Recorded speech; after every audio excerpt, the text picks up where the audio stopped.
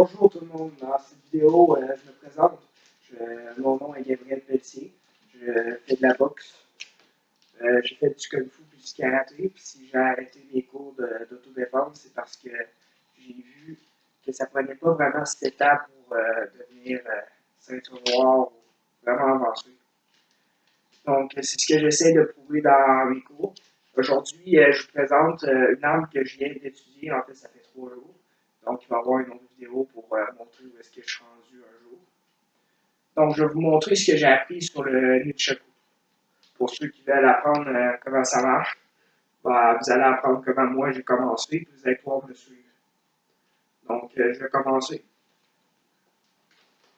Ça, c'est un mouvement que vous devez toujours retourner parce que sinon, ça a tendance à revenir dans votre visage. Exemple, premier coup que j'ai appris, vous tournez un peu votre corps en faisant ce mouvement-là pour l'attraper avec votre bras. Puis pour frapper, vous allez avancer d'un pas.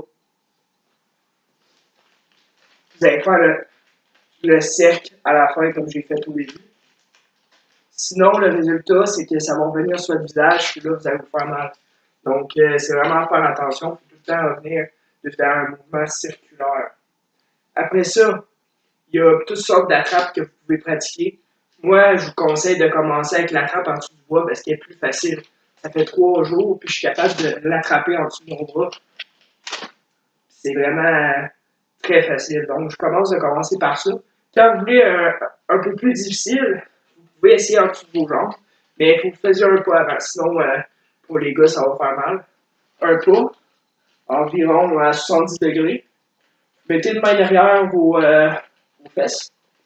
Puis, c'est vraiment très difficile, celle-là. Parce qu'il faut que vous pratiquiez l'attraper entre vos mains. Vous pouvez aussi essayer lui dans le dos. Puis là, vous pouvez donner un coup par le haut pour frapper le front de la personne. Comme je vous dis, à part chaque coup, il faut tourner un mouvement circulaire. Si vous ne faites pas ça, ça va vous retourner au visage ou sur vous, ça va vous faire mal. Donc, c'est la même affaire quand vous le faites en dessous de vos jambes. Regardez, là, je l'ai attrapé. En dessous de vos jambes, ça vous permet de frapper comme un uppercut. Un uppercut, ceux qui ne savent pas c'est quoi, c'est un coup de poing en dessous du menton. Ça a la même affaire mais avec un nunchaku. Donc, vous pouvez forcer pour donner une frappe plus forte. Votre nunchaku, il est fait pour ça. Puis, quand vous êtes prêt, vous pouvez frapper. Mais comme je vous dis, il faut tout le temps que vous reveniez à un mouvement circulaire. Après ça, si vous voulez avoir l'air d'un expert, ce qui n'est vraiment pas le cas, parce que vous pouvez vous amuser à faire des sets quand vous, comme ça, faire plus longuement.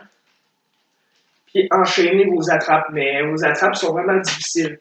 C'est quelque chose de difficile. Si vous voulez vraiment voir un aspect artistique comparé aux autres, si vous voulez vraiment pas de l'autodéfense, un attrait artistique, vous pouvez l'échanger de main avec vos attrapes. Mais pratiquez vos attrapes avant, parce que c'est vraiment difficile. Puis c'est pour ça que ça prend longtemps, mais moi je donne environ 3-4 mois si vous le faisiez à chaque jour. Avant de maîtriser complètement le nunchaku.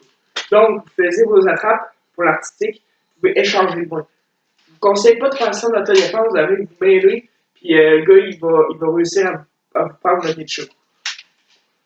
Donc, en fait, ce que je vous conseille au nunchaku, c'est pas juste de l'apprendre de cette manière-là, mais aussi d'apprendre à vous défendre avec une ceinture avant.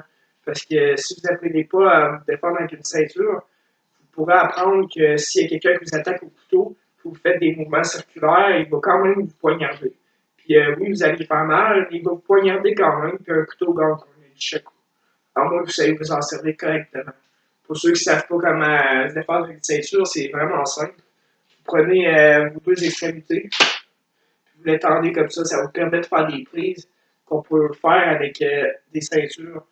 Un peu comme Jackie Chan, je sais pas si vous avez écouté des films. Mais c'est assez simple, mais je ne vous montrerai pas. Il y a trop de prises que je les montre dans cette vidéo-là. Donc, sur cela, bonne chance. Puis, bonne continuité. J'espère que vous allez réussir. Il y aura une autre vidéo là-dessus. Peut-être pour vous apprendre certaines prises. Pour l'instant, Moi aussi, il faut que j'apprenne.